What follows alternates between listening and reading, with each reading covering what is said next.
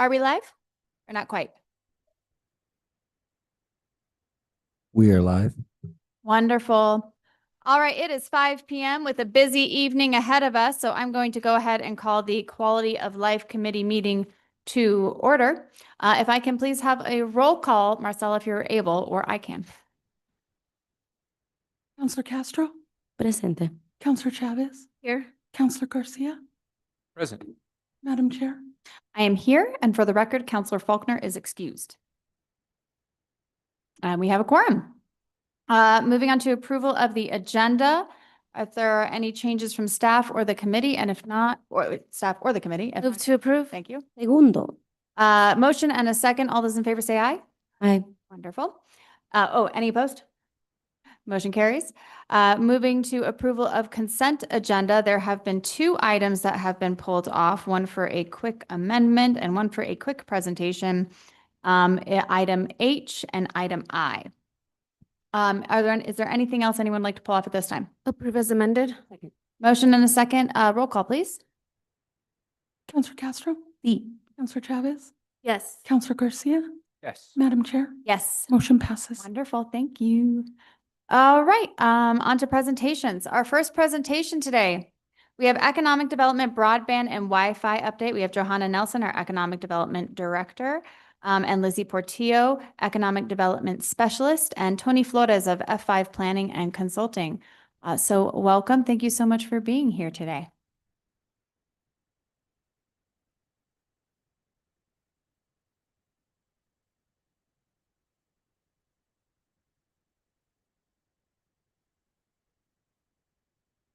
Thank you, Counselor. Thank you, counselors and city staff. We'll load up our presentation. We're ready to, we can share. Oh, there we go. Wonderful. Good evening. My name is Johanna Nelson. I'm the Director for the Office of Economic Development. Great to see everyone here tonight. I'm joined with our amazing Lizzie Portillo, who is on our staff and our team at Economic Development and has really been helping us on this charge to identify ways that we can support and build and develop broadband and access to Wi-Fi in the city of Santa Fe. If you all recall, we did receive ARPA funding, the federal funding a couple of years ago in response to COVID mitigation to address Wi-Fi access. As we know, broadband infrastructure and access to affordable Wi-Fi is very important to our team and our businesses. Our residents need access to Wi-Fi for school all the way up to doing online business. And we have been in the process over the last years working with the great city staff. Larry Worstel is here to figure out our strategy and plan. And so we are going to share with you some insights into that work over the past year. We feel really proud at the point that we've arrived at, and I want to share that with you all to get your feedback on next steps and actions. And I'm going to turn it over to Lizzie, and we'll share the presentation with you.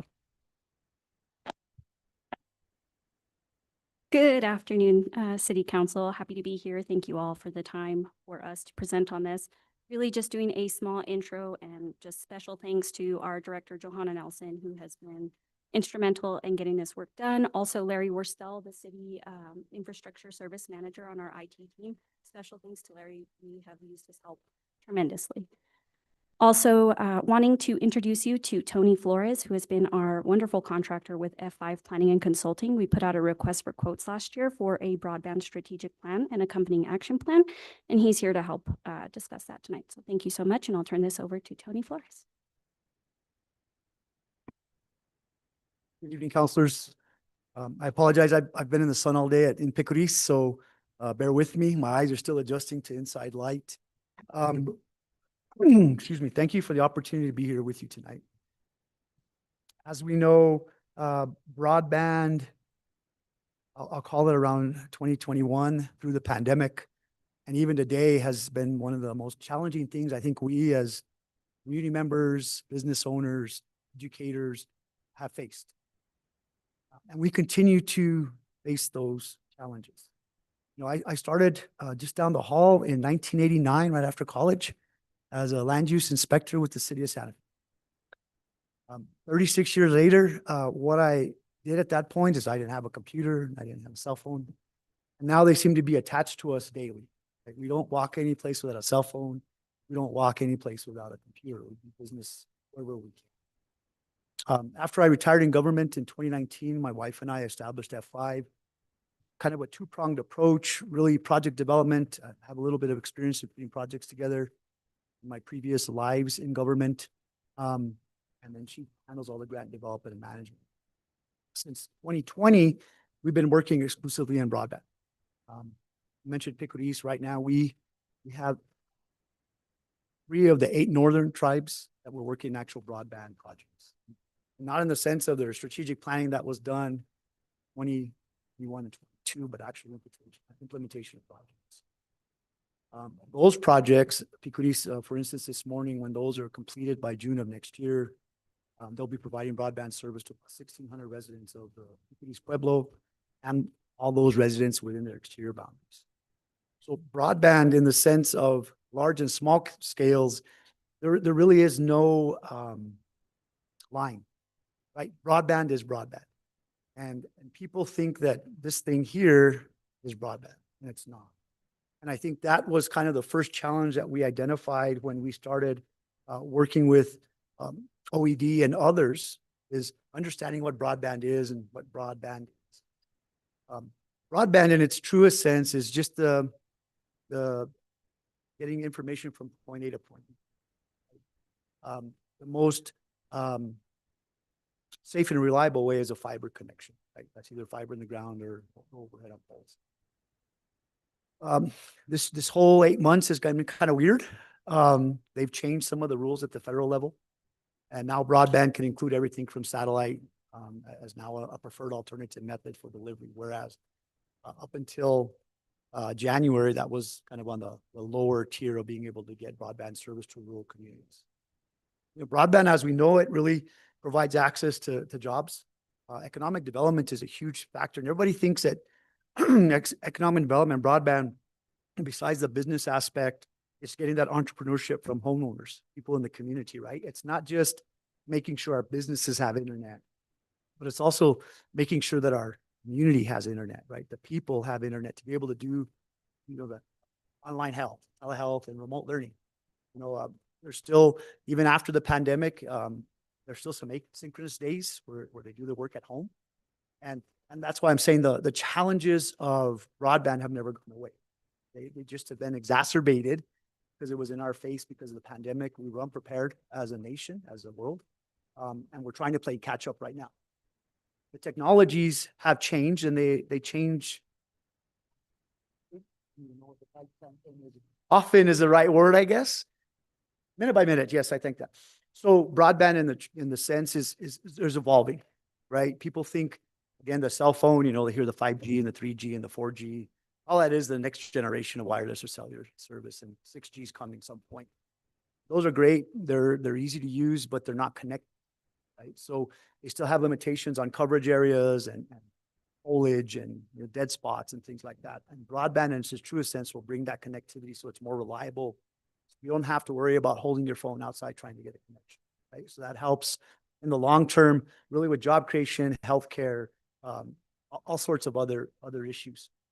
When we took this project on, as we've done with our other partners in their strategic planning, is really to look at what's the vision, what is economic development's vision as it moves forward with broadband. The state of New York, city of New York, and others have really looked at this idea of establishing some vision and principles, kind of the foundational work. But then as things develop and grow, then you can really do your goals, objectives, strategies. Our plan built that. So it started with really, what do we want as a community from Office of Economic Development? And I must say, I give them a lot of kudos because they approached it from the community perspective, not necessarily an economic development benefit business, right? And that's kind of key in this whole equation that we're talking about tonight. Access, there has to be sufficient access to infrastructure, right? Equity. And I know that's an interesting word right now, but I still use it. So if I get in trouble, equity is important to me because when you look at the digital divide, it's really those that have and those that don't. Performance, it has to be fast and reliable. That's why the preferred methodology of fiber originally was that hard connection, right? That's from point A to point. Affordability. You'll see in a second, the affordability means different things to different people. We'll talk about that in a second. Privacy. We want to make sure that residents, consumers, the information is private. I mean, we're in an age now of everything's digitally in the cloud or someplace else. And I'm even scared sometimes when I get some text messages or emails of saying, is this right or is this wrong? You know, is this good? And don't click. And then choice. The last thing is choice, making sure there's open competition. Because that provides an opportunity for residents to have that flexibility in choosing a plan, a broadband plan, not a wireless plan that meet their budget, right? So those are the kind of foundational visions and broadband principles that we started with. And then from there, we developed the plan. The plan is based upon the state of New Mexico and the NTIA, the FCC's federal guidelines on how to do a plan. And that's important when we started this exercise because that built the city up for a way that the plan complies with those requirements, that when they go after grants, the plan is already in place, right? And you can just apply for grant money to implement some of the projects. That, of course, has changed over some period of time, but really the goals and objectives is to increase broadband service, promote adoption and use, and that is people having the technical digital skills to be able to operate a computer or to get on the internet, or seniors not to be afraid to use internet because they've never used it before. And then the last thing, again, is the economic development opportunities through broadband. So those are the overarching goals that OED and the team have put together as kind of the starting point as we move forward. As I said, the plan was built upon different things. The goal is really to improve infrastructure, and it serves as a roadmap. Now, the planning process has been, I think, 6 months worth of planning, and it's really in 3 phases. We have to understand what the broadband infrastructure landscape is in the city. And I'm not talking, again, cellular. I'm talking what is the broadband infrastructure in the city. And then the phase 2 is really to evaluate options. And then the last phase, of course, as Lizzie had indicated, was to develop a strategic action plan. Accessibility, kind of the first thing on the infrastructure is what is out there and available. From conversations with internet service providers, fiber contractors, middle mile providers, that's kind of the middle. If you think of middle mile, it's the road. And then last mile is kind of the driveway. Kind of a quick analogy, right? So the middle mile is the trunk of fiber, and then you take the last mile to the homes or the businesses for service. Okay. After evaluation of all that, looking at all the data sets, contacting all the ISPs, looking at franchise agreements, the city has a lot of broadband infrastructure. You see it all the time. You have a lot of ISPs going in and offering new service constantly. So the number one look at is accessibility. The city has accessibility. Residents, businesses have access to broadband service. So we check that first box, right? So when you look at a broadband plan, if the infrastructure was lacking, let's say county, you know, that would be a different type of goal and objective to be able to get them that infrastructure. But the city has quite a bit of infrastructure. And I think with the franchise agreements and other things, you're going to continue to get some infrastructure, right? So broadband's in place. The next question or the next item that we talked about, including the accessibility, is under Larry and OED and the schools and others, the city was really at the forefront of trying to identify some free Wi-Fi accessible points. This is pandemic basis, right? And when we first sat down and talked, it's how do we take this map and expand it, right? How do we make the city have more accessibility points for its residents? So this was the kind of the first swing of things between Larry's shop, the city, the school shop, the agreement between both entities to try to get some free Wi-Fi location. Right? So we also looked at that as accessibility and how it's used, where it's used, when it's used. The next kind of the box that we need to look at is the affordability. The feds and the state require broadband service at certain speeds in order to be determined to be that it's a proper speed for an area. Like for community anchor institutions like this building, which if we were applying for a grant today, we'd be applying for money to get a gig of service in this building. We already. But for homes, it's 120. 100 download, 20 upload. And also there's some jitter. That's the little tick of the screen whenever you're starting to download something, if you don't have good internet, or sometimes the latency is the speed of it. City has quite a few ISPs that provide 120 as part of that infrastructure that meet the pricing points that Mobile and TIA and stuff. But what they don't talk about is the affordability, the true affordability, right? By saying that a home or there's an ISP that provides broadband service at 120 speed, it's affordable, it may not be affordable to the house. And we know by our planning process is there's quite a few areas in town where low income, very low income, and vulnerable populations exist. And when we start looking at the cost for broadband service and the household burden, the percentage of each of our households go to paying utilities, it's a hard decision, $100 a month to be able to pay for utility and for other things. So that's a major issue in the city in inner areas, is the affordability of the actual service for our residents. But if we looked at purely at the requirements of the planning process, the city has affordable broadband because of certain ISPs can provide those price points. When the federal government didn't do the continuing resolution, it'll be 2 years this March, they lost money to be able to do what's called the Affordable Connectivity Program, which was a federal program through FCC that provided those low income and very low income households.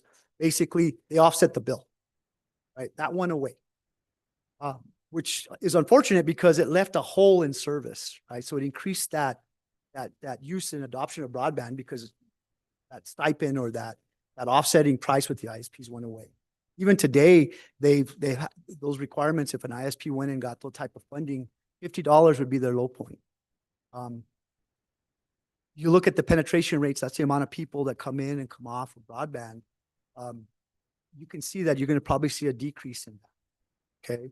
And then again, that leaves our residents without broadband.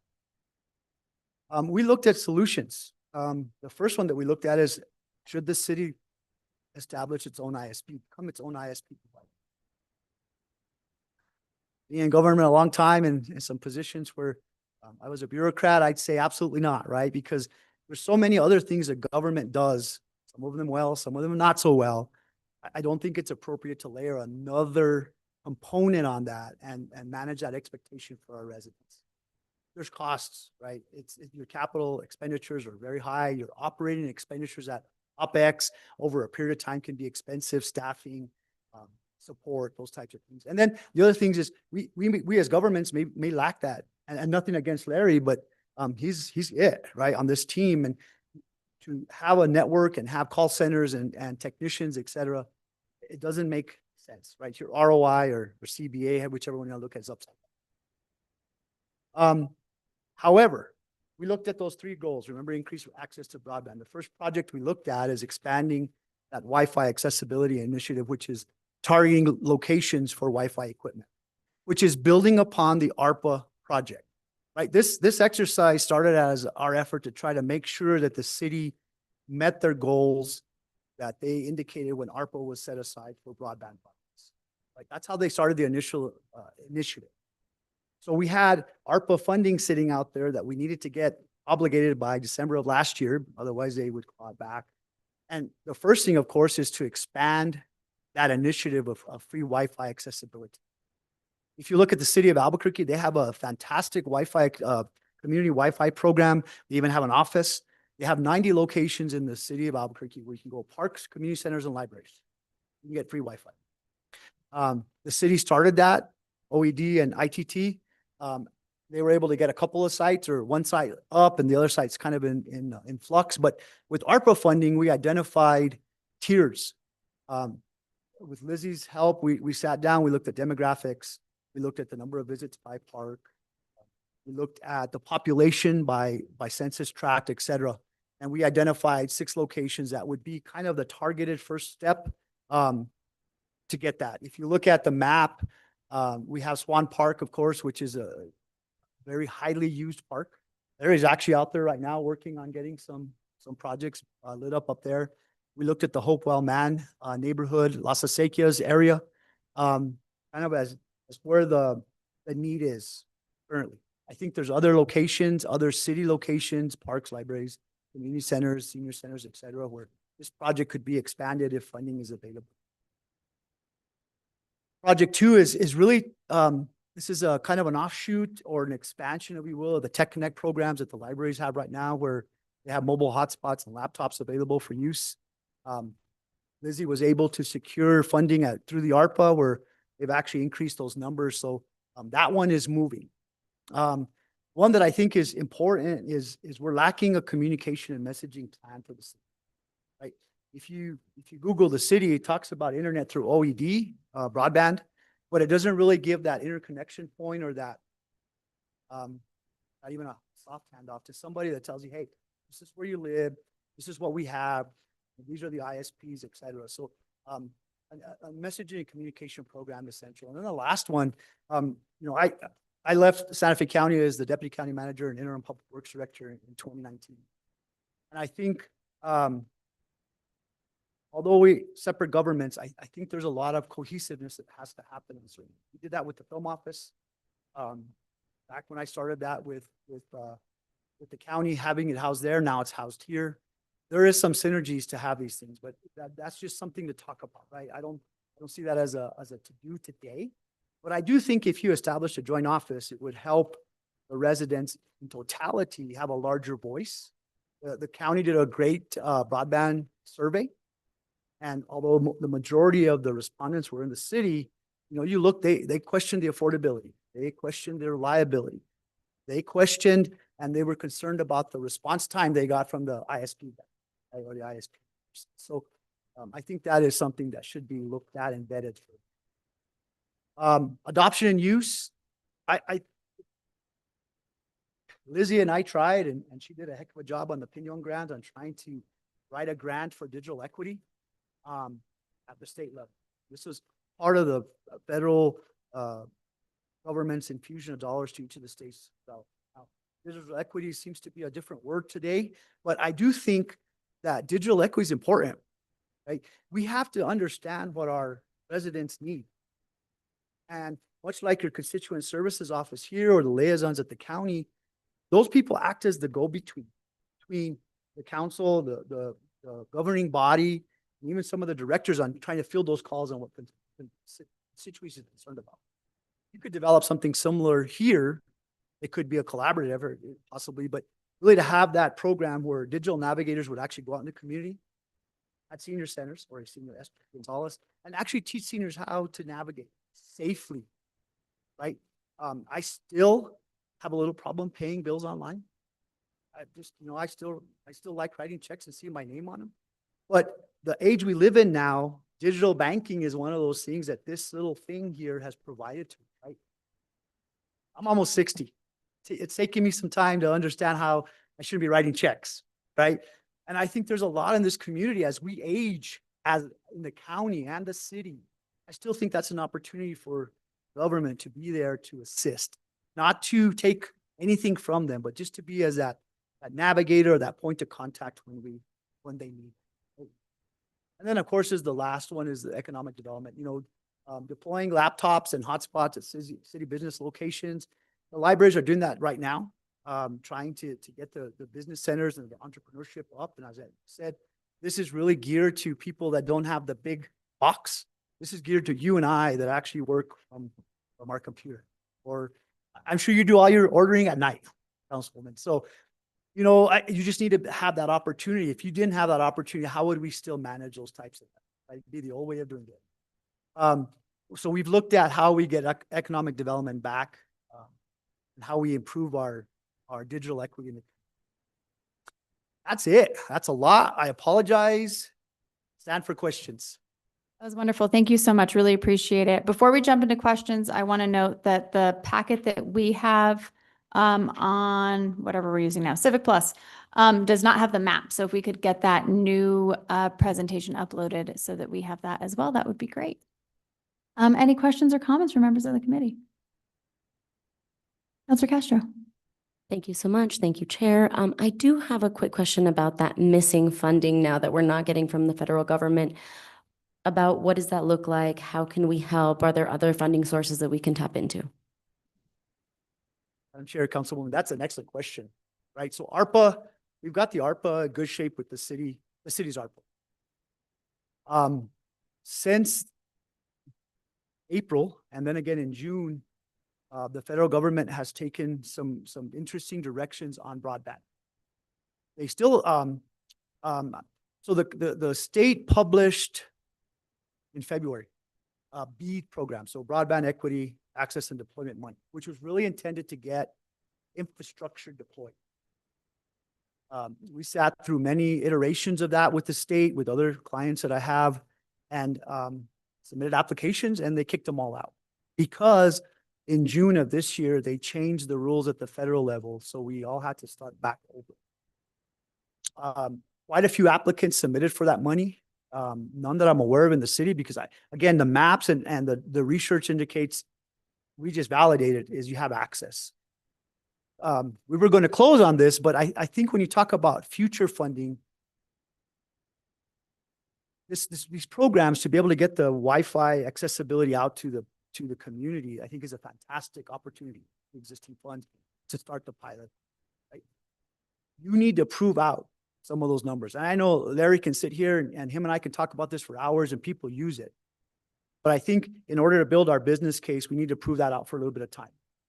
And then what happens next is probably some either legislative requests or the city prioritizing broadband as a necessity. And hopefully with your questions, maybe a little bit at a time and chunks for funding. I'll be honest with you, my personal opinion, I don't see broadband funding coming from the federal level to the state level to the local governments anymore. The BEAD itself was geared to internet service providers. It wasn't geared to governments, unless you were really an ISP, and the pre-qualification was huge. I just get this sense that less and less will be coming to the local level than if we talked about this a year ago, there was $683 million coming to the state, or $687 million coming to the state. Not anymore. So just so I understand, that's why we're pivoting to sort of these centers, these 6 centers that we're going to be offering, because we might not be able to support broadband and internet in people's homes.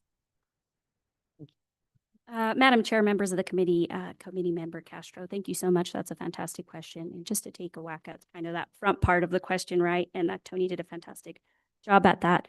Also, to kind of explain in a short way is difficult with broadband, right? As we can see, broadband can often get very technical very quick, right? And running around with OBI, which is the Office of Broadband Access and Expansion from the state level, the NTIA, the FCC, it can be difficult to like, okay, wait, when we're talking about how do we continue these programs, how do we continue this effort, especially when we're looking at, funding concerns on the federal level, right? Only we had that crystal ball. But really to think about it, Councilor Castro, we are in a stage where we were very blessed to get this ARPA funding.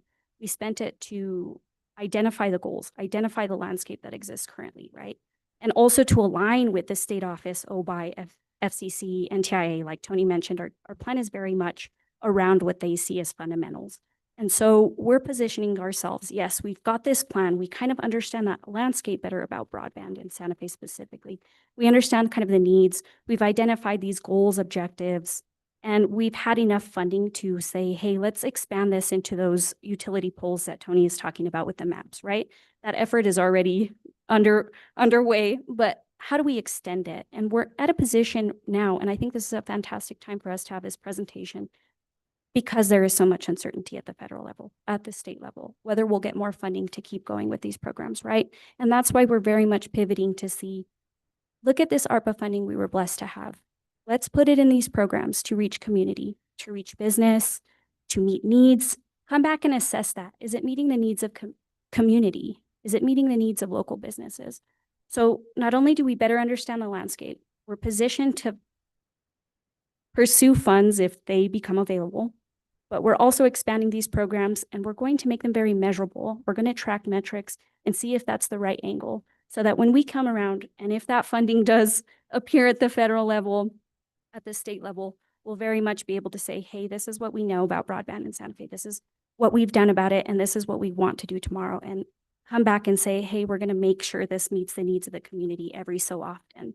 And so on that end too, to have this presentation today, to have your time today is really about asking as well, or not just, hey, can we have additional funding for this? But can we also see if you all are interested in being more involved with what we're doing? Broadband can get technical and be a rabbit hole very quickly.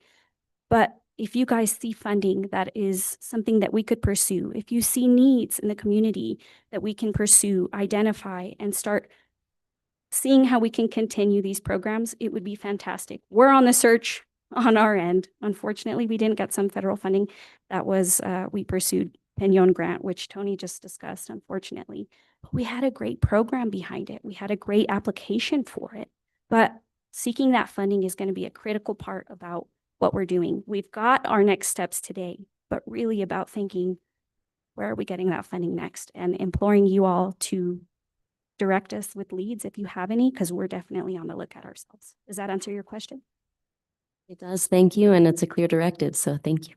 And I see the floor. Wonderful. Thank you. Any other questions or comments? Councilor Garcia? Thank you, Madam Chair. Thank you, Tony, Lizzie, and Joanna for presentation. I want to make sure folks in our community are well aware that, I mean, the digital divide is real. It impacts folks every single day at every age level in our community at this moment. And so I guess we've got this presentation. We now have a strategic plan that's 150 pages plus. Hey, that's work. So I guess my question to staff is, what's next? Where do we get started? Because we've now got a plan. What are the next steps? Because every day that passes, that whether it's a student or an elder in our community that can't access healthcare in an effective and efficient manner, I think government is not doing what it's supposed to be doing, which is supporting its residents. So what's next?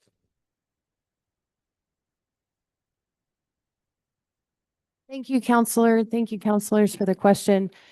This is a great topic, and that's why we're here tonight. I think Lizzie did a good job illuminating the importance of this plan and working with Tony and his expertise, because we didn't have a plan before, and this helps outline the need and identify our next steps. One of the items that we're working on currently is deploying the funding to support the Wi-Fi access through the tower initiative that was mentioned, as well as the communications piece. These are simple, low-hanging items that we can accomplish pretty immediately. We are also talking to community in areas now that are identified and we understand have limited access, to understand what is our approach to enabling Wi-Fi there. A great example that Tony highlighted was the Hopewell Man area that's right across from Midtown. So we're in communication with the players that have buildings and structures that we can identify how we can support access to Wi-Fi there. Okay, so beginning to deploy Wi-Fi at these certain locations, but that's 6 throughout the city. And I'm appreciative of the Hopewell Man neighborhood, because I agree that's more of an economic disadvantage versus infrastructure in that particular neighborhood, whereas there's infrastructure in other parts of our community. And I think that's where I didn't hear a lot of, because that's much more costly, takes more time, and I'll want to make sure I didn't miss anything, and it wasn't really highlighted in the presentation. I saw, collaborate with the county, get access out there, but I guess the broader question is, besides these hotspots, which we did kind of in the pandemic and I think we partnered up with the schools at that time to do that. What are we doing long term, so to speak? Because again, I want to make sure that we're setting the plan in place and the motion in place, and ultimately what it comes down to is the resource requests in place. That way it flows like dominoes, right? You do one, next step, the next step follows, and before you know it, you have a neighborhood that has 100% access. You have half the city then 100% access, and or you know it, the entire city has 100% access to Wi-Fi. So is that laid out in this plan? Because I saw like recommendations, but would like for us to take the steps to say this is how we're year 1, by year 5, by year 10. Counselors, thank you again for the question. Again, that's why we wanted to get the plan in front of you to solicit this feedback and insight. I think that's a really relevant plan, and it's something that we've been talking about a lot. Infrastructure for broadband is very different than access to Wi-Fi. And so within those strategies, there are recommendations addressing the needs in a systematic way to see where the most need is based on socioeconomic factors.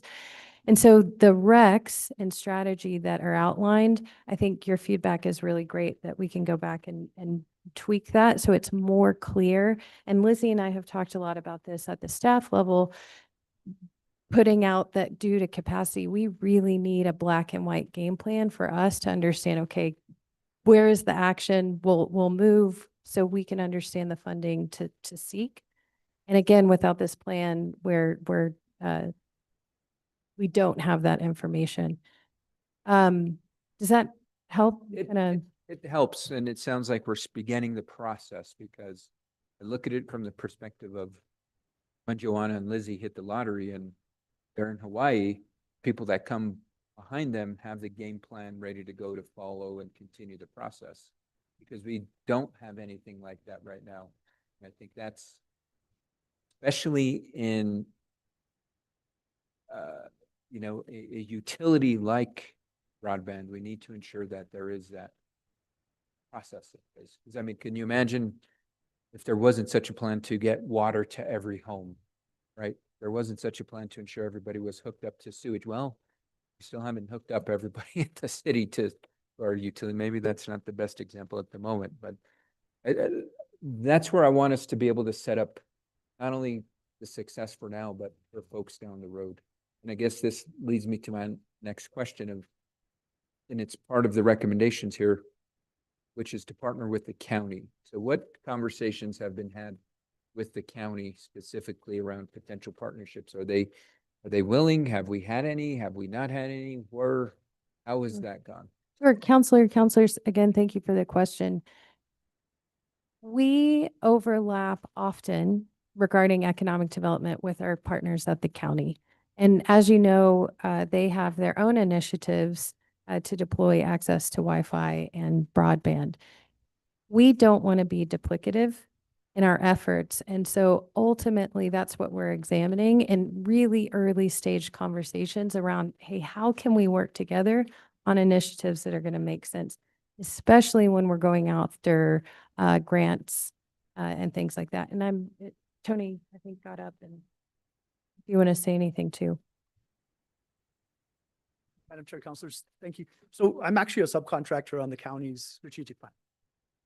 So they hired me to actually write to a different firm, the county's plan.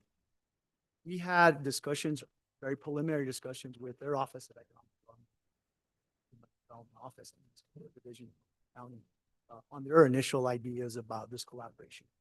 Because the way the federal government, the FCC and others look at it, they could have countywide. They have the lines for the boundary, but everything's countywide.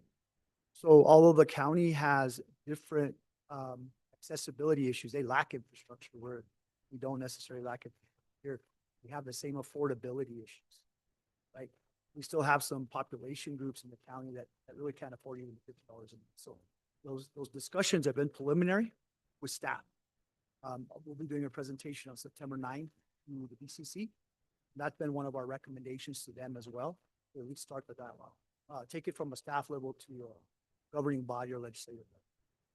Gotcha. Okay. Well, Ron and Lizzie, they'll need somebody to go with you to go chat with the county. I'm happy to cross the street and begin those conversations with them, because I think especially in the moment when we might be going after funding, in particular federal funding, feds love when entities partner up and collaborate. It helps make a much stronger application versus us competing. And I think the end residents are who benefits from those type of resource opportunities. So let me know how we can help, and thank you for the presentation. I appreciate it. That's all I have, Madam Chair. Thank you so much. And on that note, I will just add that at our next Economic Development Advisory Committee meeting, we are actually having the counties, so their Economic Development Director, come on over to have these conversations around where the city and the county are not yet collaborating in economic development areas that we do have the potential to, and broadband has already been listed. So excited that we are starting those conversations. Counselor Chavez. Just have a quick, I don't know, question, comment, confirmation. I would imagine having a black and white plan in this would be nearly impossible until you're tackling an area that's unserved or underserved. Because the challenges that like around infrastructure, accessibility, just like all the complexity of one specific area in the city is going to be different as you move along from one to another. And so I just wanted to see if there's like, if you have any experience, or am I right in that thinking? Because I would just imagine like to plan ahead, to have a timeline of how we would accomplish every underserved or unserved area, like I said, would be nearly impossible, just because as you enter into tackling that, you really don't know what you're walking into until you're there. Madam Chair, Councilman, that's exactly the way we've set this up. And the Wi-Fi accessibility program has multiple tiers to it, right? So that map that we have that's in there shows what we consider second tier, because we started looking at where areas had a large degree of population, and then where their household incomes were. And we've identified those areas as part of this document, that second tier. What we haven't identified yet is that tertiary tier, right? Because I think the goal, and Larry can correct me if I'm wrong, is really to have network topology. That's a fancy term for your network plan, right? Have it kind of a mesh or a partial mesh. And that it would be great for the city to have, as you said, Councilman, free Wi-Fi across the city, right? And how do we get there? And we have to be able to use locations that are strategically placed to get the best benefit, for that project, right? So having that mesh is we have connectivity through the points. And that's really what we started looking at in this first project is how do we start building that to the next level? And I'm glad Director Oster stepped out, because we really hadn't put a dollar amount to budget, right? The poles were ARPA. I think we got 6 poles, equipment and accessories for around $165,000. Simple math, 20-some thousand dollars a pole. What's that benefit? Because these poles, you need a lot of them to create that mesh, right? Hopewell Man gives us good coverage, but it doesn't give us complete coverage. If we put poles at Regal Park, for instance, or MRC, it gives us great coverage, but not complete coverage, right? Frenchie's Park, trying to get back in on this way. So we've started those discussions, and included in the plan is that secondary level. Once we get out there and prove it, I'm assuming based upon all the national studies and the bigger cities that have done this, and City of Albuquerque, this is a good way to get free Wi-Fi to your residents. It's not cheap, but it's a heck of a lot cheaper than building infrastructure. And I just want to say the plan is built, Councilman, we've built strategies into each of it's included in the plan. We have the goals and objectives and the strategies how to accomplish that. We can time that, but my concern about timing is we manage an expectation in a document, and we say 5 years and somebody's not, or 2 years and we're knocking on the door, the city said 2 years. So I'm always hesitant to really time it on a document, because I don't like to put anybody in that position of why you didn't do that. And the simple answer is we got to get funding to do it. Funding is, and especially with like levels of complexity that kind of comes with this process, I could see that as well. But they're in there, strategies are in there. We know what the costs are for this program. We haven't started identifying costs for an outreach pilot program. That's a different discussion that needs to happen with team members during your budgeting process really determine if that's a goal for the council, and then, yeah. Great. Okay. Thank you.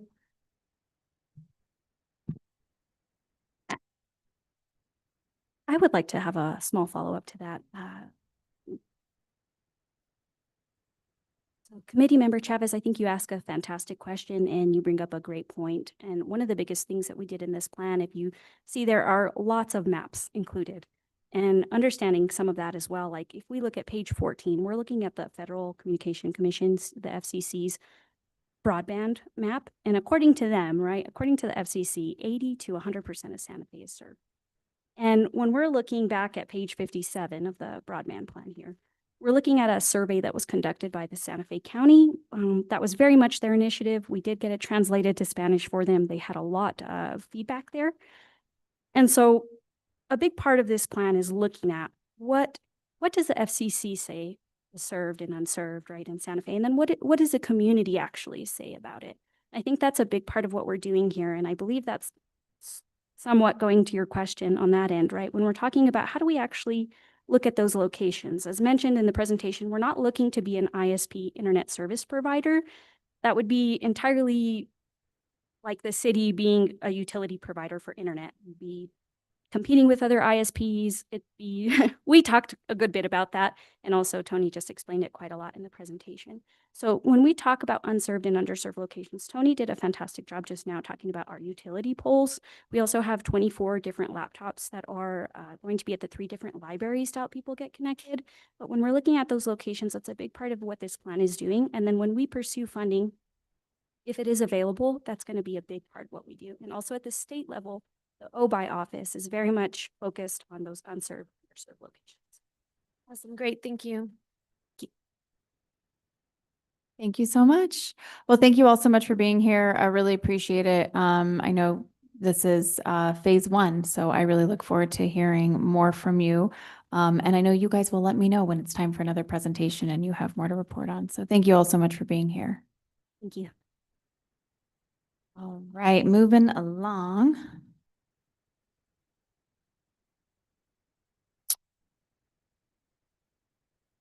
So our next is a rescheduled presentation.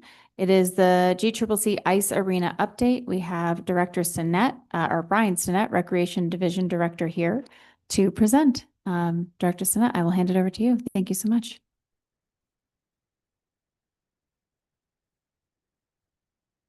Thank you, Madam Chair. Thank you, Council.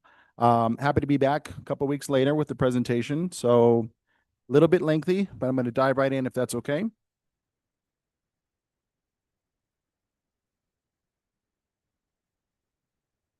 Can we please, oh, there we go. Right. Okay. Starting off, 30,000-foot overview of kind of where we are right now with the ice rink. 6 main categories I'm going to tackle tonight: deferred maintenance, budget constraints and procurement, the geography and the location of our rink, specific knowledge and expertise for repair and maintenance, our rink design and engineering, and then some staff continuity issues that have persisted throughout. Deferred maintenance coming up first. We have original equipment from 1999, 2000 that was part of the original build. Manufacturer recommendations for those maintenance and replacement are long past due. Skid 1 is original equipment, what we call a recumbent skid. And then skid 2 was replaced in 2019 is what we call a screw skid. So 2 separate types of compressor systems, 2019 being new. And then we have our support systems that also work with the compressor systems to handle the load of what it takes to running an ice rink, our HVAC, our cooling towers, and our water treatment. A phrase that's tossed around regularly is deferred maintenance. And I would like to say that that's pretty much a misleading statement when it comes to the ice rink. Many of the recommended lifespans for the equipment in the ice plant are well beyond their specific lifespans from their original build. Multiple issues, past and present, kind of allowed us to get where we are today in the condition of the rink. So what has been maintained? Some of the basic higher level simple type task, filters, oil changes, port changing, things like that have happened over the past 25 years.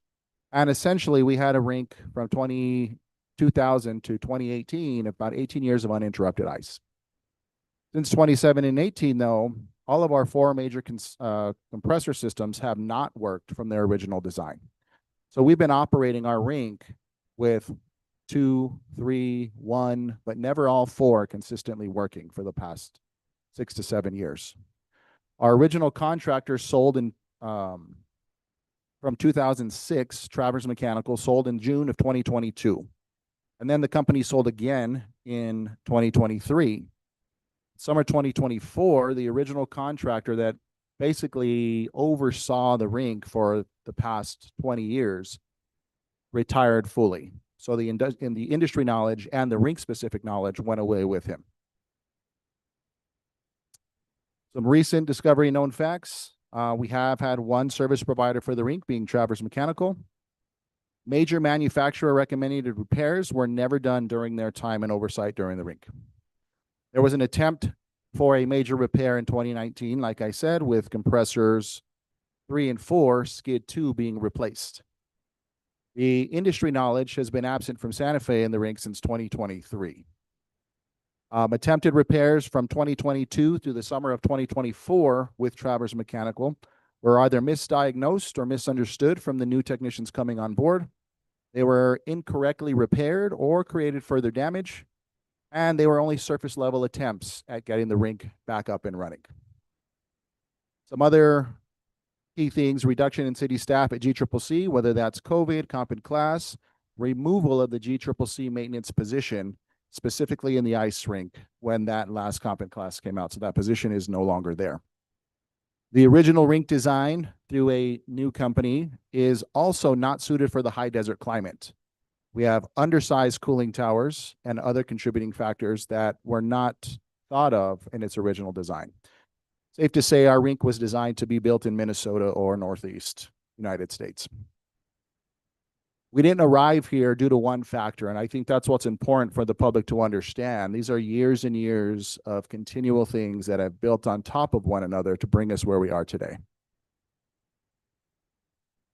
A brief overview, and I like to use a vehicle as a layman's term of how I'm going to explain how the rink works and where we are in the specific systems.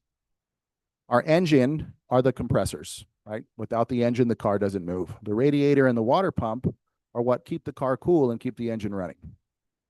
The antifreeze is the primary coolant, right? Without that primary coolant, the car will overheat and break down. Our air conditioner in the vehicle is our dehumidifier and our HVAC. It keeps the conditions in the vehicle livable, right? Not too hot or not too cold. And then our check engine light are all of our safety valves and fail safes that tell you, hey, something's wrong. Stop operating right now or you're in danger. In an ice rink, overheated systems means an inoperable car. So it's too hot, and any one of our main systems, we have a rink that's not going to work. A little more technical on the design here. If we're looking at this photo, this is a graphic of our rink. We have our HVAC and our dehumidifier, our air conditioning. That keeps the rink cool inside so that the ice can stay cool. Our compressors meet in the middle, right here and right here.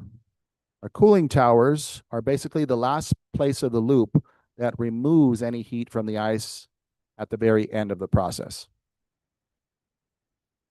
If we're looking at the ice rink floor, we have our skating surface, our chilled concrete slab, insulation, heated concrete, sand and gravel, and our water drain. We have a glycol brine or a water mixture which has a lower freezing temp than water.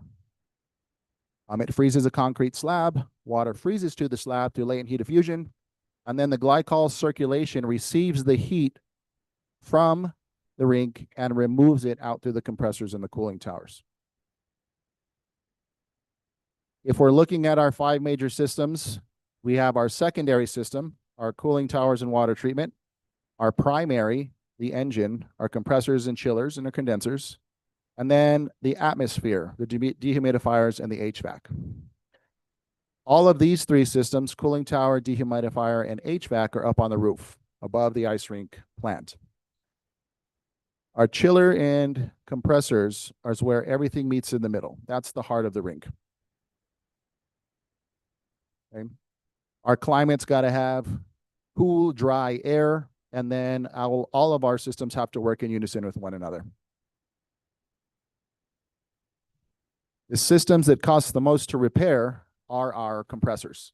And successfully, since the summer of 2024 to today, all 4 of our compressors have been rebuilt and replaced. So the heart of the rink is sound. Little rule on thermodynamics: heat can't be created nor destroyed. It always moves from hot to cold. So whichever part of the rink, whether it's the atmosphere, if it's humid and hot, it's going to pull heat into the ice, causing degradation of the ice. Outside heat, hotter summer temperatures stress the systems even more, right? Harder for our HVAC to keep up, harder for our rink to keep running, to keep things cool. And then another piece of heat is what heat is ran and created from our compressors, right? If they're running for a long time, it's likely that the heat and pressure is going to increase, causing ice degradation as well. That right there is where our rink failed this summer. The long run times, the cooling towers unable to keep up with the demand, set off our vehicle warning light, shut down or you're going to damage the vehicle. And that's where we arrived on June 9th. High humidity and other things also led to that. Oh, and again, like I said, that's where ice degradation occurs, both ways. In 2023, this is something that's good for the community to understand. Why is the rink broken again? Each subsequent shutdown for the last 3 summers are for separate reasons. 2023 was our safety systems and our chiller maintenance. The primary coolant was lost through a valve that leaked, and our safety valves were obsolete and not working properly. 2024, the atmosphere was the issue. Our HVAC failed. We lost all of our primary coolant yet again. And then in 2025, our cooling tower and our dehumidifier failed. So atmosphere and secondary systems. We need dry atmosphere, cold subfloor, cold air temps, compressors functional, and all of our support systems, and clean water to keep our rink running.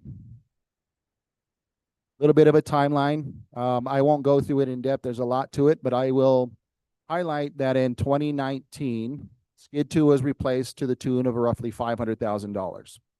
New system, not engineered to fit with the old system. We put a V8 inside of a 4-cylinder vehicle compartment. Our radiator couldn't keep up. In 2021 through 2024 with Travers Mechanical, they attempted a lot of fixes, and that's when they were sold. So we never had consistent maintenance crews on the ground. So it was always kind of a new discovery and something else going on. In 2024, Skid 1 was rebuilt. Our original system was rebuilt from the ground up, rewired, and all of our safety systems were rebuilt along with that Skid 1.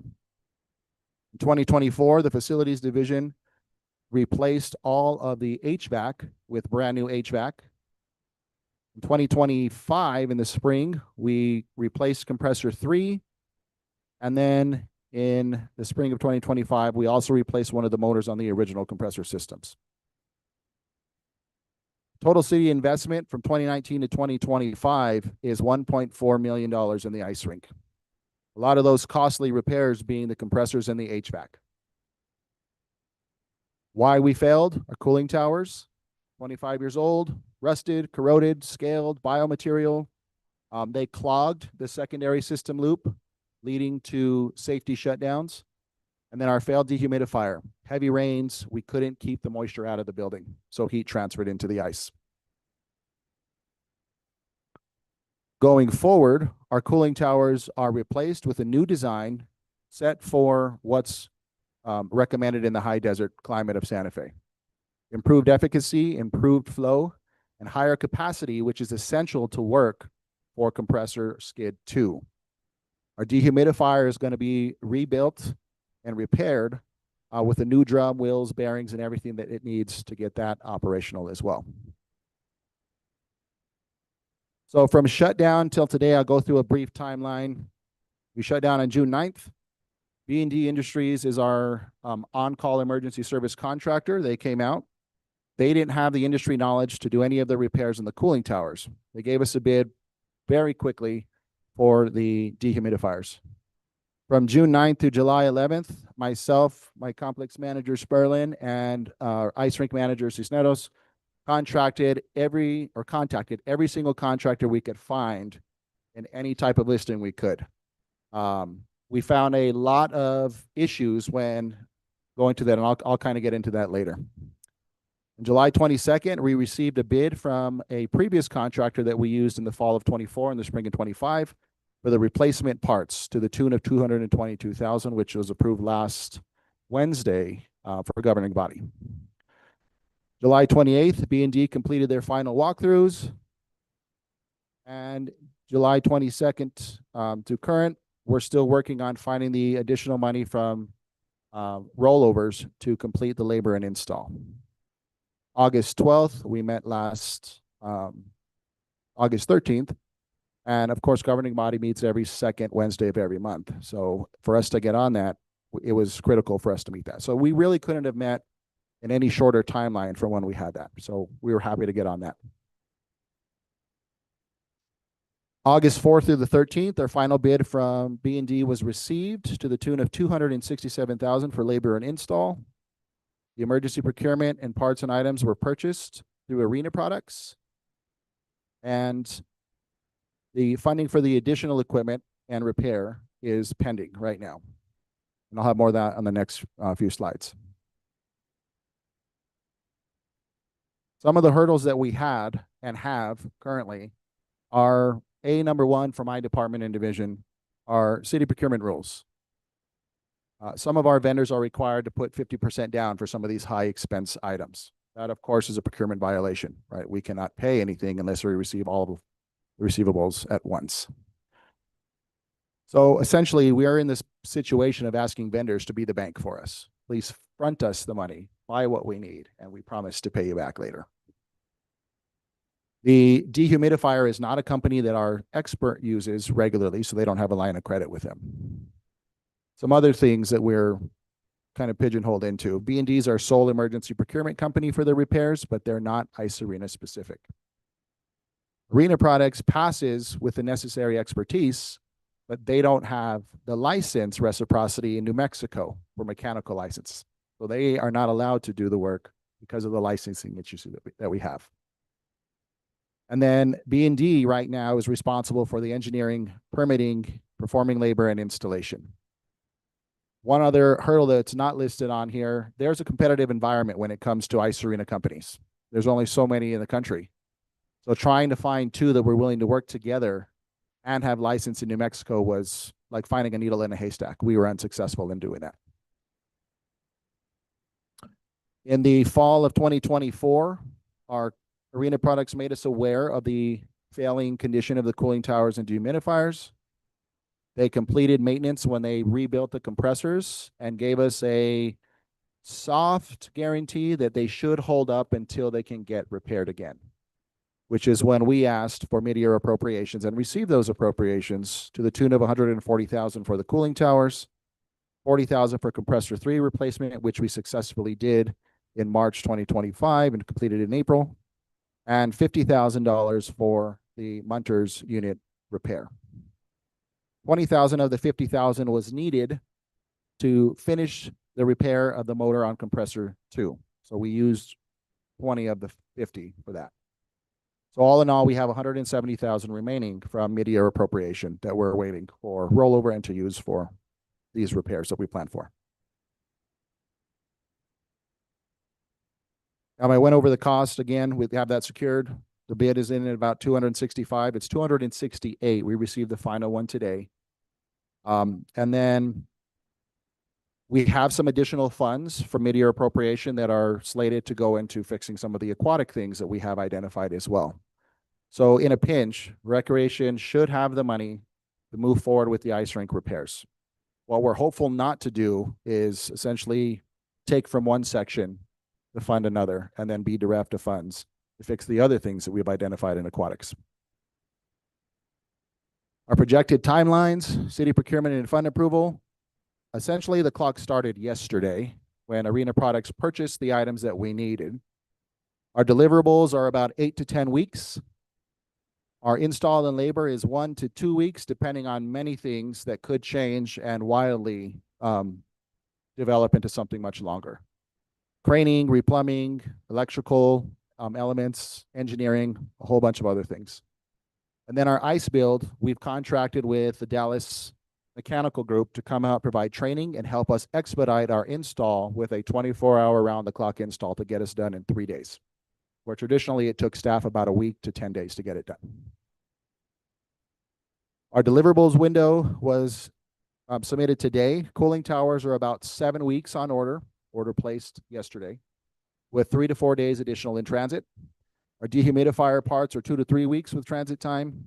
And our plate and frame and other gaskets and supporting pieces are also 2 to 3 weeks away. Putting our window, should everything go well, November 1st to November 17th. One of the unknowns right now is the engineering procurement for B&D, right? They are the company that has emergency services for us, but they also have to sub out the work to get the engineering done. So we're also at the mercy of the subcontractors that B&D uses as well. Some other developments that we know from this summer that I think have been derived from information. We had a window project completed. The window project led to some heavy rainstorms during the time. We had some heavy flooding in the arena. We would have lost ice during those rainstorms regardless. In July 7th, our new HVAC that was installed in the fall of 24 failed, and it is still currently not operational. So from July 7th on, our repairs that B&D did last time would lead us to a point right now where we couldn't keep ice. And then in summer 2025, we know that those are warranted. That work is being completed. They were on the roof yesterday trying to get the new compressors for the HVAC in. However, had we maintained ice June 9th and on, we would have lost it twice or up to 3 times at a cost of about $50,000 every time we lose ice for all of the decals and the paint and everything that it takes to build. So silver lining, we shut down on the 9th. Didn't have any other subsequent shutdowns. So in a way, if there was a perfect time, I guess this was it. A few other projects needed after these repairs are done. Our glycol pumps, our new water treatment contract. We need a developed maintenance plan, which I will get into. And then we need the budget and the tools to be able to expedite these types of repairs going forward in the future. What we know, the window project, the HVAC failure, we lost ice, cost a lot to build ice. Our compressors are all fully operational. Our engineering now with the new repairs coming in are adequate and appropriate for Santa Fe. And the maintenance schedule that we've established should put us in a position to where we're not faced with these same issues again. Our compressors should have a minor replacement, a top-end replacement, every 2 years and every 5 years of full major replacement, which is kind of like rebuilding the engine. Our cooling towers should be annually cleaned and descaled, and then they shouldn't get to the condition that they are now. Our dehumidifiers should be replaced with drums and bearings and everything and motors every 2 years or rebuilt every 2 years for some of those support parts for that. Our HVAC on a annual maintenance every year and a biannual inspection. Our glycol pumps and all of our moving pumps should be every 3 years, and our floor pumps and all of our secondary movers every 3 years as well. If we're getting into this graphic that you're looking at right here, that red line are all of the things that we've repaired since 2024. So looking from this point in time, moving forward, we're at a good point to actually have a fully fleshed out repair maintenance schedule that sets us up for success in the future. In 2025, when the repairs are done, we have a minimal cost. And I'm going to go through each year, mainly highlighting that 26 and 27 are preventative maintenance. 28 preventative, and 29 is when we get into that major, right? The cost is going to go up in 29. In 2030, again, replacement is needed. So there's going to be 2 years of higher costs that we expect during those years. Back to a lower amount for the next 3, and then a higher amount in 2034 and 2035. 2035 being the big one, because skid 1 should be replaced during that time. And there's a few reasons for that. Skid 1 being original has R22 coolant or antifreeze. That has been phased out since 2009. So that coolant is becoming more scarce on the market and won't run for much longer. As long as our compressors are maintained within the next 10 years, we shouldn't lose that coolant. But should something happen between now and then, the cost is going to be exponentially higher. Going back to 2024, our coolant alone was about $78,000. So it's a pretty high cost. So planning for a new skid is critical in about 10 years. Another 3 years of standard maintenance, and then another 2 big years of deeper maintenance. And that will continue on for up to the 20 years that we've outlined. And this just kind of highlights every 2 or 3 years, and then the large ones on the bottom, right? The years that we expect the need for a higher budget and the capital to be able to take care of these projects. Some of the other things that we have some issues with, GCCC Aquatics and ice arenas are extremely different than all of our other city facilities. The current budget model for a 3-year average doesn't address the need for those larger 4th and 5th year allocations that are necessary to maintain the rink. We believe this is the contributing factor to the 20 years of failure that we've arrived here now, right? Inadequate budget, only being able to repair when there's an emergency. Our previous comp and class study eliminated some ice rink technician positions, reduced some compensation for employees, and mainly eliminated career development. So we have 2 positions in the ice rink right now. We were successful in creating a 3rd, but it's nowhere near the expertise needed to be able to do the repairs in-house and on hand. Again, the rink's unique. It's not apples to apples with other facilities. The rink and the aquatic systems are not maintained and maintained by our facilities department. It has fallen to the recreation division to be able to get these things done. Procurement limits for the recreation division is $20,000. As you see, the cost for these puts us almost always in a loop of trying to find emergency procurements and sole sourcing, which adds time and delay to the things that we need to accomplish. Some of the previous positions that were existing at the Chavez Center, from what I believe historically, were moved into public works and to facilities. So those people that were in-house to manage these types of things are no longer there. And then, as we've said it, our budget, our procurement guidelines, and our capital is non-existent for us to be able to maintain what we need to in-house. Some other work that we got to do, myself, Complex Manager Sperlin, and Manager Cisneros are currently 1 or 2 of 3 legs complete, reserving a certified ice technician certification, which is standard, industry standard for running an ice rink. We need to figure out and determine the maintenance and repair delineation. Where does that live, and how do we have those tools to be able to accomplish the goals? Some unique budgeting, 3-year average is insufficient for us to be able to maintain the rink. Recreation maintenance position is something that we sorely need, not only for ice rink, but also for aquatics. And setting up the rink for success in the future is going to take those 3 big items for us to be able to get there. A couple photos of what you're looking at. Right here on the left is our cooling towers. If you've ever been up on the roof and you saw your aged, dilapidated cooling swamp cooler, that's essentially what failed this summer. Let's see here. Photos of our dehumidifier. Our drum and wheel is warped, probably due to high heat and overwear. So that needs to be replaced, as well as the motors and bearings and belts for that. Thankfully, all of the other components, the heating elements and the other fans and drives just need to be cleaned, standard maintenance, but those are all operational and doing well. Some of the other projects that will be going on, if you're looking at here, Our chillers will need to be cleaned, our pathways removed of all of the particulate from the cooling towers. Our safety valves and switches are here listed, shown on the left. This is a photo of the equipment prior to the rebuild in the fall of 2024. If you're looking at the black marking, the scoring here on the piston, and some of the repairs that were done, this machine is a miracle that it actually ran for as many years as it did. That repair came back brand new, fully rebuilt, new motors, new parts and equipment. So those things are set up because they've only ran for about 3,000 hours since the fall of 24. So they're brand new to us. A couple other photos of the rebuild.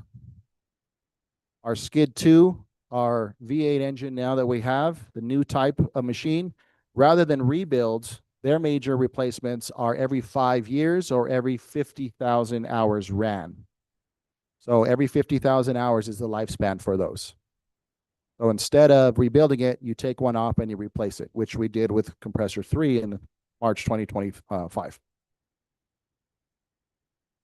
And then some of the projects that we have left are aging glycol pumps, our water movers, our chemical treatment and water treatment plants. Those are some smaller objects that we're working on right now, getting some contractors in to get those taken care of. That's all I have as far as the presentation goes, but thank you all for listening to all that. It was a lot. I appreciate it. Thank you so much, Director Stinnett. Really appreciate how thorough this presentation is, given that it has been such a hot topic in the community. Given the time and that we still have a study session, I am going to ask us to stick to our 10-minute rule because that usually makes us more efficient. And I know that there are a number of questions still. So I will go ahead and play timekeeper. And Councilor Castro, do you want to get started? Sure, mostly just comments. Thank you, Chair. Thank you, Director Stinnett. We've heard loud and clear that we need long-term planning and that we need more resources. I think this is a great conversation that we need to have with the community, the difference between our recreation department and our facilities department and our public works department and how those work together. So thank you so much for the presentation and we'll continue it. Thank you so much. Councilor Travis? Thank you. I think this is very thorough. I will say there's a lot of things in regards to timeline out of our hands as the city, and I think that I want to be very clear about that. Obviously, you have put so much time and effort into this, or your presentation wouldn't be this thorough. So first of all, I want to acknowledge your work and the fact that within our control, we're doing everything we possibly can, but there are so many factors right now that are going to dictate the timeline that we really have no control over. Due to that, though, I do think that we need to increase transparency, meaning, and we always say increase transparency, what I really mean is we need to communicate. So it would be nice if on the website right now, we could have a page just on the ice rink so that as timelines shift, as we run into issues, as there's delays, there's a one-stop that our community could go to and they could be in the know of how that timeline is evolving based on all of those subcontractors. But I think there has to be something so they're just informed and we don't have this high level of frustration. You know, we're kind of very transparent about the fact that there are a lot of items out of our control for this reason. And because there's these delays, now we're pushing back the time. More than likely, everyone, the time will be pushed back. It's just reality. We see it with every aspect. Anyone who's been building a house or ordering parts of any kind for repair, there's just delays right now. But I would highly recommend that we create a web page for those type of updates, and that's very public and advertised, just so that at least we keep the community with us as we kind of move through this process. Thank you. Thank you, Councilor Travis. And that reminded me that things have already changed since this presentation was first developed. What is in our packet is not the most updated version. So if we can get that over to Marcella so that we can get it into Civic Clerk, I don't know, I can't remember the name of this. And so that the public can actually see this updated presentation with those updated timelines. Madam Chair, may I quickly add two things? One, Director Stinnett, to his credit, and Director Sanchez Tucker have been really great about communicating with user groups And I think we can basically leverage those to have this more public, effort at information that's available to folks. The second thing is that I just want to let you all know, as well as the folks who are listening, that while there are many things that are out of our control, we are deeply, deeply motivated to push our partners who are working with, including B&D, to be as proactive and responsive as we can. Director Stinnett and I got off the phone with our main contact there today and really emphasized the critical nature of getting things done quickly and also transparency in terms of the costs that they're quoting us for, because these are expensive repairs. So just wanted to alleviate any concerns there. Thank you. You. Counselor Garcia. Thank you, Madam Chair. Thank you, Director Stinnett, for the very thorough presentation. The HVAC equipment that failed on July 7th, is that under warranty? That's new HVAC. Yes, Madam Chair, Council Garcia, it is under warranty and the repairs are at no cost. Now, as we're essentially rebuilding this whole facility, for lack of better words, are we doing it in a manner to accommodate not only the Santa Fe climate, but to take into context that it is next to the swimming pool? Is that factoring in as we're rebuilding this facility? Yes, Councilor Garcia, I think when you think of the GCCC specifically, I like to label the three areas: winter, summer, and fall and spring right in the middle. The design has always led to some issues in the middle, right? Humidity from the from the pools coming over to the middle. We end up with a rain cloud essentially in the center. Those systems in the pools have been upgraded, the dehumidifiers, to hold the limit. And then now the newly redesigned cooling towers and dehumidifiers will accommodate for that. Okay. Thank you for that. Just because I'd hate for us to be investing all this money and we run into the same problem. And I know we've got facilities down the road, whether it's the Outpost, they're in a much hotter climate than Santa Fe, and they're not seeing the challenges we are. If I may speak to that, of course, any one of those three systems, summer, winter, or Middle Earth, if any one of those fail, it's going to lead to carryover in the building because of the way it's designed. They're not separate. They're all connected one way or another. So as heat moves, it's going to go from hot to cold all the time. So if something goes wrong with our HVAC in the building, it's going to affect the ice rink. Okay, thank you. And then there's somewhat attributed to loss of staff for this, whether it's COVID.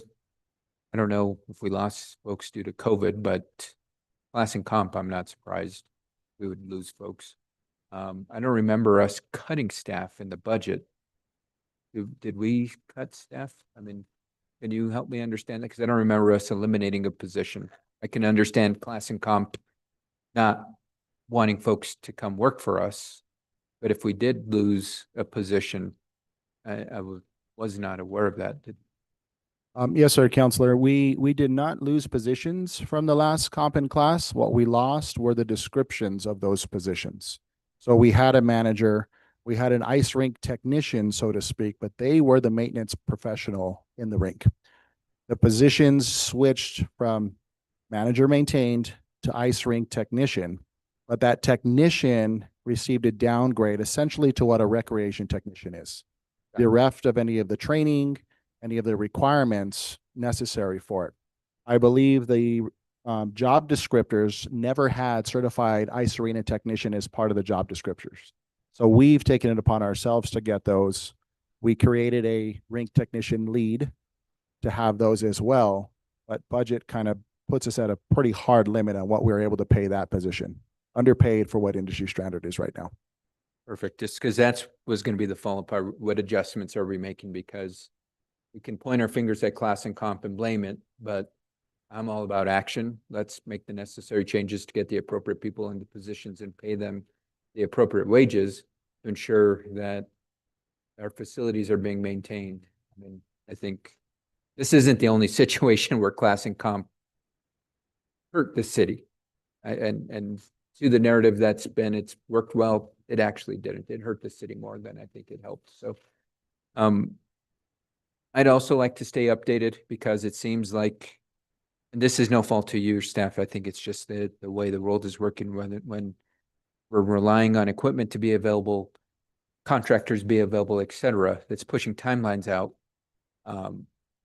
And from the last presentation, we're already seeing it being pushed out to mid-November, from my understanding, right? Because last presentation, what we've got in our deck is November 1st. I'm in agreement with my colleagues. We need to just keep the users updated. They're just like we would with any other, if the pool was going to be closed, if any of our facilities, if City Hall was going to be closed, we need to make sure the users are well prepared. You know, some of our folks use it for recreational activities, some use it as a business, right? They're teachers, coaches, et cetera. I feel for the users that don't have the space. I know it's not your fault, Director Stinnett, but it's holistically the city's responsibility to ensure we can get that ice up and running as quick as possible. So thank you for all the due diligence being done. So thank you. I appreciate the update. Thank you so much. Appreciate you guys are very efficient tonight. I just have a couple, or maybe even just one additional question. And thank you for raising the questions. And then every time I wrote one down, you then answered it right away. So I really appreciate that. It's a very, very well prepared presentation. Speaking of climate, you know, it's not just the fact that we are trying to hold two climates within, but I'm curious, over the last 25 years, we know that climate change is a thing and our summers are getting hotter.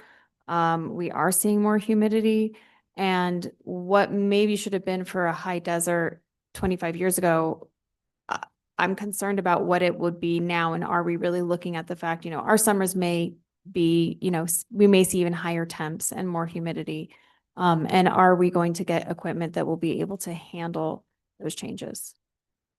Yes, Madam Chair. When looking at the rink design, we have 4 compressors. Each compressor is designed to run for about 5,000 hours a year. They're supposed to cycle between 1, 2, 3, and 4. So as one trips off, the ice is cool, the other one will trip on. The issue that we face now at the beginning of the presentation, we've never had 4 working for the last 6 to 7 years. Now with 4 working, those run times should be within manufacturer recommendations of 5,000 hours. With 4 running as well, should one go down, we know that what type of a repair it needs so that we can get the 4 back up and going quickly and efficiently. I think that's the big difference from before to now. The cooling towers specifically are designed for New Mexico with a higher capacity and rate and flow rate. So the warmer temperatures that we've seen in the summer and the longer warmer weather is not a factor. So we've essentially put in or designed cooling towers meant for Phoenix, Arizona. So as long as we don't get to that type of climate, we're okay. Here's to hoping that we don't. Plug for Tree Smart Santa Fe, I guess, right there. Well, thank you. Again, this was very, very thorough. Really appreciate it. I agree wholeheartedly that making sure that this information is getting out to the public. I know that we get a lot of emails. I think that what would be great, maybe this is for City Manager Scott, if we could take this presentation, and I would love it as a clip, you know, from YouTube. And if we put it on the city website, if we put it on the Facebook page, I think that a lot of people have questions, or if it's just something that I can easily send out to constituents. Any way that we can make it as easy as possible if individuals want the deep dive, which I feel a lot of those who I've spoken to would like that and would appreciate that. So if there's any way that we can get this, it's not bite size at all. So if we can get it down to, like, you know, a quarter of a sheet cake instead of an entire cake, that'd be great to pass on over to constituents. And with that, I don't, and updates as well. I think that if there are any updates, Henry, we don't always have to drag you down here, Director Stinnett, but Henry, if you can just, you know, during your communications from staff, If there are updates on the timeline, on anything relevant, if you can make sure to include those, we would appreciate it. Absolutely. Wonderful. Well, thank you so much. Really, really appreciate you being here. Really appreciate all of your work and your dedication to this. It is quite impressive what you are doing and the task that you are taking on, given that you've inherited something that's very challenging to deal with. So thank you. Thank you, Madam Chair. Thank you, Counselor. I will ask the question before I go. We do send regular updates to the user groups. I'm happy to attach those updates and you to that, if you're wishing for that information. Now that we're past the discovery, we have some timelines. Those updates are going to be, as soon as I receive them, going out to the groups. So we'll make sure that you're fully kept up to speed. I would imagine the entire governing body would have interest of that if you want to BCC us on that. Yes, ma'am, will do. Thank you. Thank you. All right. So moving along, item H had been pulled by me to give a presentation. However, we are already 30 minutes past the time that we told the public we would start a study session. So couple options for the committee. Rod has offered to meet individually with each of you. And so we would not take the time to do the presentation today. Also, Rod, is this the same presentation that finance received a couple weeks ago, or is it different?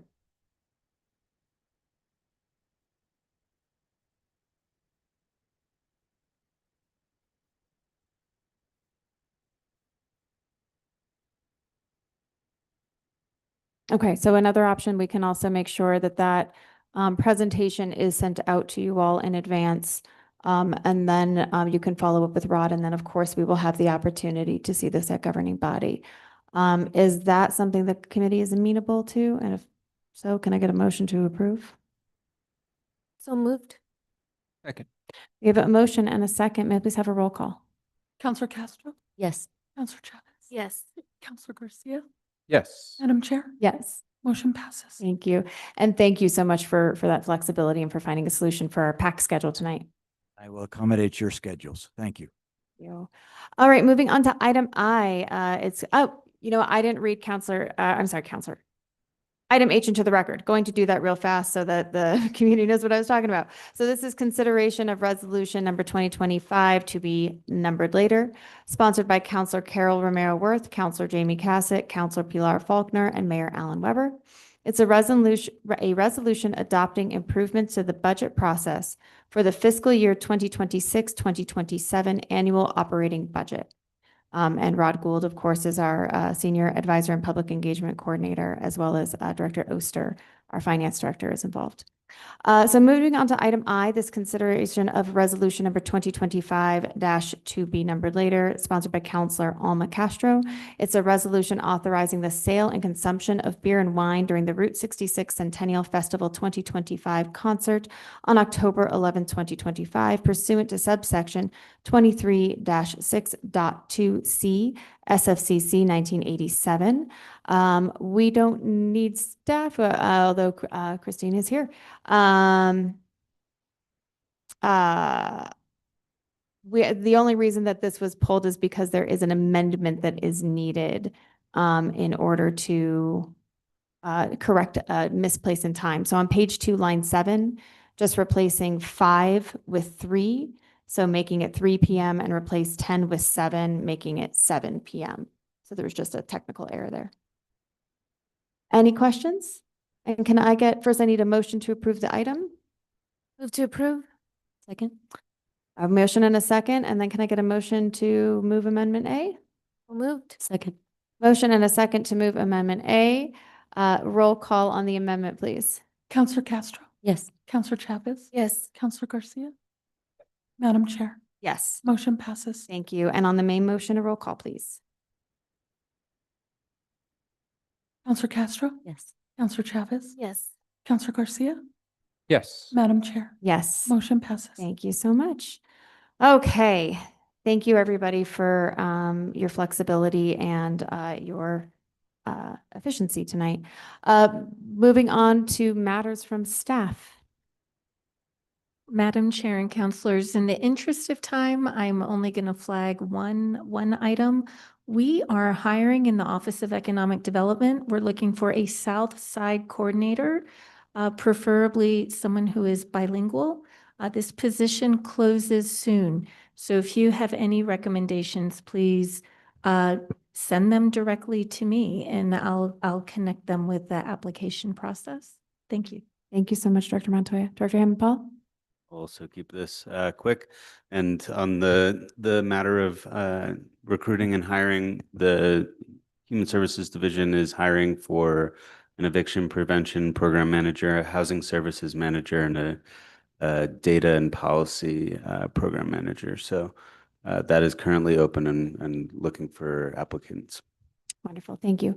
Marcel, I'm going to guess that you don't have anything else that you'd like to try to say tonight. So hope your voice gets better soon. Matters from the committee, anything? Matters from the chair, I have none. Our next meeting is Wednesday, September 3rd, and at 6:35 we are adjourned. Thank you so much, everybody.